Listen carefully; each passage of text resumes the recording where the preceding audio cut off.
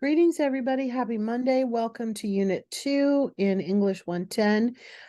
As promised last Monday, we are going to take a quick look. I can't talk. Quick look at what's going on this week. And I'm also going to show you how to find your feedback and what to do with that feedback, because you will be getting some grades this week. So we'll take a look at how to do that.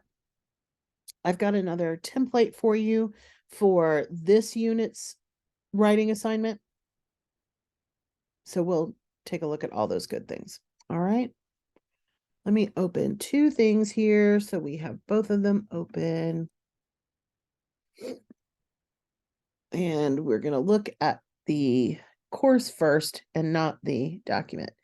All right. So I'm going to show you here at the beginning how to access your feedback. Now, you will be getting grades on the discussion and the first writing assignment this week. You should note that instructors are required to have the discussion boards graded by Wednesday, and the writing assignments are not due from us until Friday. Now, I normally get your assignments back very quickly, but that's kind of the rule of thumb to be thinking about. If you have a question about any of your individual grades, you want to make sure that you send me an email from your post-student email. I will not answer emails about grades that are from outside of post-university. If you send me an email from your Yahoo account or whatever, I will email you, but I will email you back at your student account. So you do need to be using that, especially for questions regarding grades. Just keep that in mind. Do not post questions about your individual grades on the Ask the Instructor discussion board, because that is a public forum, and that is something that you should keep private between the two of us if you've got questions about your individual grades. All right, so let's take a look at how to find that. Once you have a grade in your grade book, you click on My Grades, and you will see right away that something has been graded, because there will be a big, giant, bold grade over on the right-hand column. You can access the feedback a couple of different ways. Over here, there is a little link to the actual feedback. And then under here is the rubric. You want to check both of those things. You want to look at how did you score on the rubric, but also how did you score in your individual categories. So with the discussions, those rubrics are fairly simple and straightforward. You open this, the feedback to learner is going to be right here, and the rubric is going to be right here. This, of course, has perfect scores, so not much to work on there. But the other one does have some categories that you need to look at. So let's take a look at that assignment. We just click on the link, and then we will see the feedback to the learner. On these formal writing assignments, you may also have signage or there'll be a little link to remind you, but there may be comments here as well. You also might see that something has been underlined with a squiggly line, which is the same thing it means in Word. It means there's a problem grammatically. So you can take a look at those things. The rubric, though, is where you really can target areas to work on. Now, when you get a score back, you do not get to redo that particular assignment. So this is not about, oh, I need to fix the description and details in this assignment. What it means is if you get a needs improvement, it means that you need to pay attention to that going forward. Not that you need to redo something or things of that nature. If you are scoring in the proficient or exemplary category, you probably don't have to pay that much attention to that stuff. However, you want exemplary. So if you're only scoring in proficient, you might want to pay special attention there as well. If you are scoring in the novice, that is a sign that you have missed something big, and that you need to pay special attention. So in this particular case, length, right? In the assignment sheets, it specifies how long something is supposed to be. And if you didn't follow that direction, you're going to get a novice score.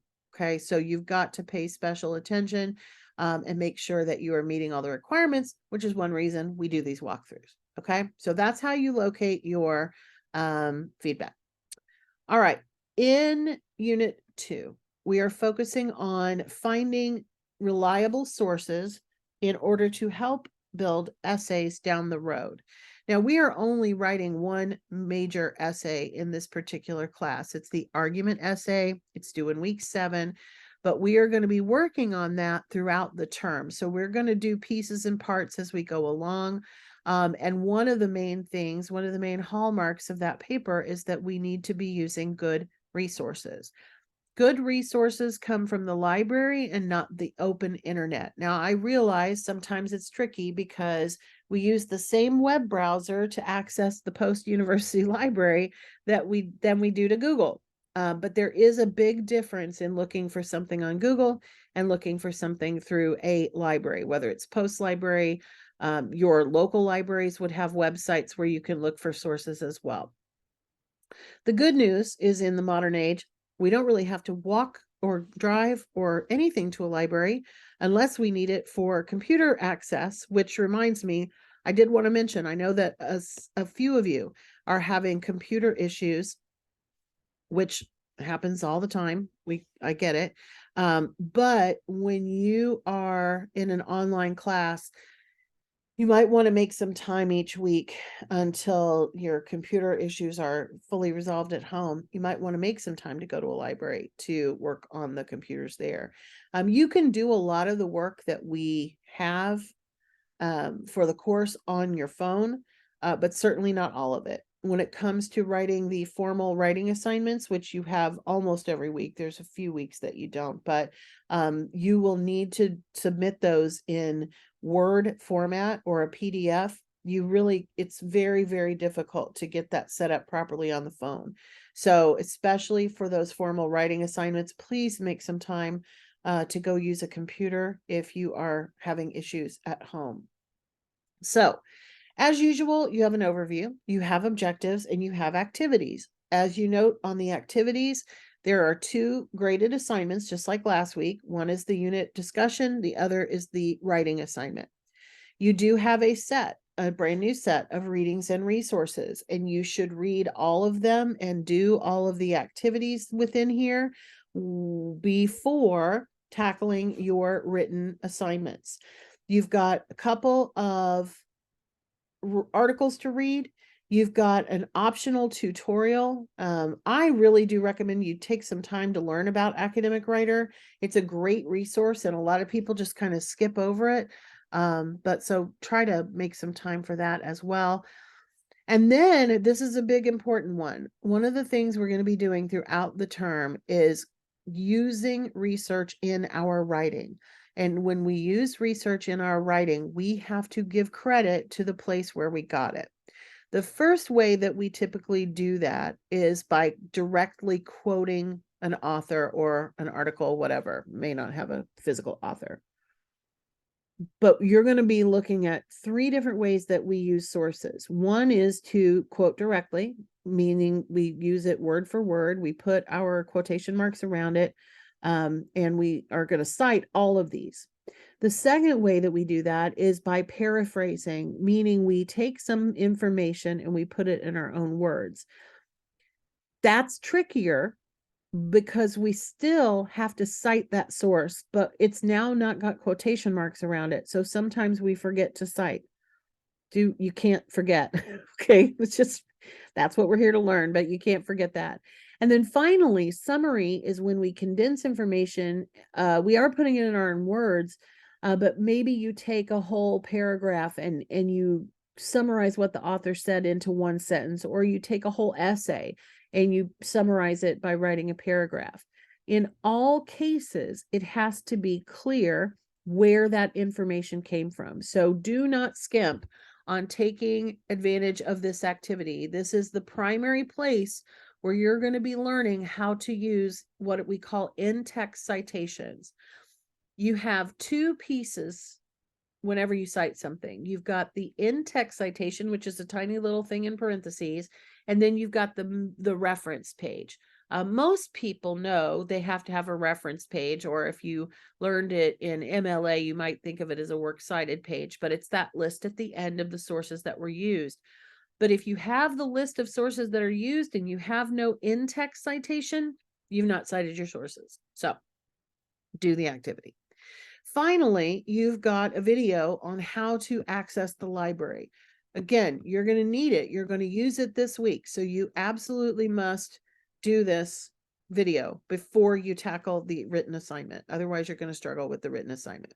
Okay, so do all of your readings and resources, and then it will be time to do the 2 writing assignments. So in the discussion board, you're just talking about reliable sources. What makes a source reliable and what makes a source unreliable? Why do you think a reliable scholarly source is always stressed when we're writing for school? One caution, just because something is made up of opinions does not make it unreliable. Expert opinion is considered reliable. So if I were to write an article and it got published somehow by some miracle in a magazine about physics, I am not an expert in physics. So that if that contains opinions, I wouldn't take it seriously. However, if I were to write an article about writing, or I were to write an article about literature, because that's my background, then I would be considered a reliable source on works of literature or on how to write an essay. So those are the questions that you're going to answer. Make sure you have a well-developed response to those. And this is the first week that we'll follow this throughout. You should have your own post up by Wednesday at midnight. And then you have the rest of the week to come back and reply to classmates 2 or more by Sunday night. Now, here, I want to talk a little bit about length. Your own posts need to be 7 sentences or so, like fully developed paragraphs. In some cases, we might even have 2 paragraphs, which we were required to do last week. This one could be all answered in 1 paragraph, but it needs to be a substantial paragraph. When you respond to others, you need to do something other than say, this is great, or I disagree with everything you just said. You need well-developed responses to them as well. Now, they don't have to be as long as your initial response, but aim for 3 to 5 sentences, good, solid sentences, and try asking questions in order to further that discussion. You also want to make sure that if someone asks you a question, that you take the time to respond to it. So you do need to check again at the end of the weekend to see if anybody's asked you any questions. So even if you've already posted 3 things, 1 of your own and 2 to others, come back again on Sunday, late on Sunday, fairly late, and make sure that you've also responded to anything anyone has asked you, including me. Then, once you're done with your discussion board, you also have due on Sunday night the Unit 2 assignment, which is what we call the supported paragraph. Okay. So in this assignment, you are writing 1 paragraph in which you respond to a question with a clear topic sentence, supporting sentences, and you're going to be practicing writing for the first time in the 3rd person objective voice. You should not have any I think, I feel, I see, I believe, I read, none of that. We know it's you because it's your paper. Okay, so write it as if you were publishing this in some kind of magazine or journal. Write it for a public audience.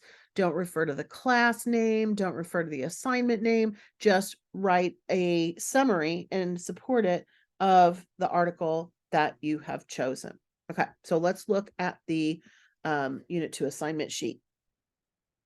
In fact, you don't have to go find a source for this particular one because it's already provided for you. But here's how you access it. This is the citation that you're going to put on the reference page, and this is clearly a link. So when I click on this, it's going to ask me to sign in because I'm going into the library. So this is not the open internet. The school has paid for you to be able to look at this particular article. So when you open a library article, you've got a couple of different things. This is a fairly busy slide, but let me show you. Over here on the right, you've got the cite button. Now you've already got the citation in the assignment, but I want to show you this because ultimately you're going to be finding your own sources. So if I click on the cite button, I want the APA citation. So I'm going to come down here and I'm going to copy this, and I'm going to use it here in a second because I'll show you on the document. In order to read the article, I click on PDF full text, and I'm going to read the article, and then I'm going to write about it, and I'm going to use some information from it to share in my discussion, in my formal writing assignment, not discussion. I don't want to use that word. So this, of course, has some concepts to think about in terms of grit. Who has grit? What do those people look like? What are some character traits? There's a little discussion of role models, and there is a quote by Hara Estroff Morano of Psychology Today. Now, Morano did not write this article. There is no author listed for this article, which is why there's no author listed in the citation. So when you write about it, you're going to use the title instead of an author, because there just isn't one. All right. So let's look at what your document's going to look like. Here's your cover page. You can call it whatever you want. You can, of course, you're going to put your name here. You're going to have all this information, and I'm going to go ahead and change this to the current due date, which will be May 14th. That way, if you're using this as a template, you don't have to worry about it. I did not write a real paragraph. I am using just a paragraph from my APA template. So this is just the first paragraph. Notice the paragraph is double spaced. Notice that the title is at the top of page 2 and it's in bold. So it's in both places, how to be resilient. And then I do have in here the quote. So here's my direct quote that I have included, and I have the name of the journal, Curriculum Review, and then I have my in-text citation, which is, because there's no author, it's the first word of the title. I have the year, and then I have the page number. And then I have, in quotation marks, my direct quote. Okay. That should look very much like what you include. I would maybe choose a different quote than I did, but you can choose any quote that you want. But that's what your use of the source is going to look like. Okay. If we scroll down, we have the reference page, and I have copied and pasted this from the document or from the library itself. I like using the library one because the one that's in the document has a couple of things that you don't want. You don't want the link, and you don't want a bullet. So in the little assignment guide, it had a bullet next to it. So if it's there, no harm, no foul. You're not going to lose a lot of points for that, but you want to make sure that it is as correct as possible. And then there is a reminder here again on how to submit the assignment, but I will show you very quickly. Let's go ahead and save this and close it, and I can use it for this. Click on the link, the main link. And again, do not, under any circumstances, use write submission. Go directly to browse the files. And this is the one I just used. So I double click it, or I click and hit open. Agree to submit your papers to the database and click submit. You will also get an email when that goes through. And one thing about this particular page, some people get thrown off because if this doesn't look exactly like it did in Word, don't worry. The one that was in Word is the same. It doesn't go anywhere. Okay. So if the preview window looks weird, it's fine. Not a big deal. All right. So those are your marching orders for this week. If you have questions about the assignment in general, use the Ask the Instructor discussion board. If you have questions once your grades start to roll in on last week's assignment, email me from your post-student email accounts. All right. Everybody take care. I hope you have a great week, and I will see you next Monday if I don't chat with you in between times. Take care, everybody.